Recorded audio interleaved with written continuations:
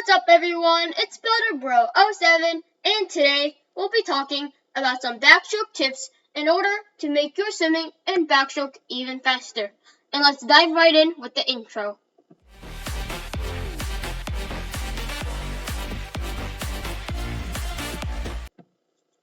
And let's start off with the first tip.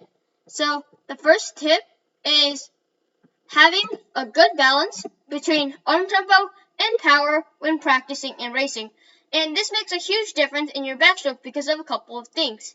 So first off, arm tempo is the speed or how fast your arms are moving in backstroke, and the power is how much you get from your stroke, which is like how much you push and how much you go forward out of that.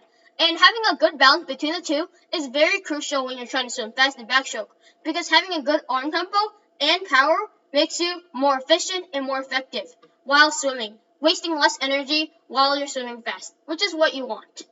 Next is having a steady kick when swimming. So always have a steady kick, whitewater kick, when swimming backstroke or freestyle, because this will make sure that your legs are moving at all times and making you go forward, which you want at the end of the day. And you want to get your hand on the wall first before anybody else does, so you can win.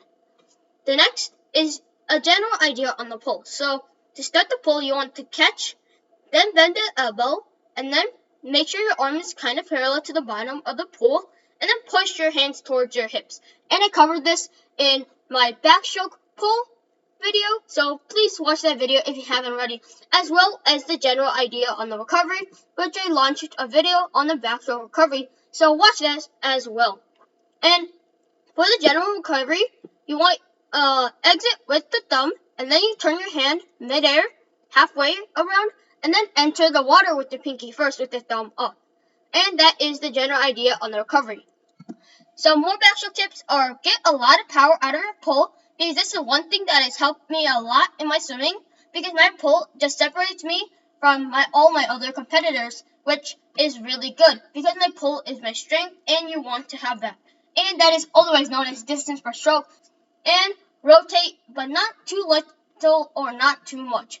And this is very important because rotation helps you get a better pull and more out of your pull, which you want. And finally, make sure there's a good balance between both sides of your body. And what I mean by that is not balancing too much on one side or too little on one side, because you want to have your center balance in the middle of your body, which is good for swimming down the lane at a straight line instead of going curved side to side.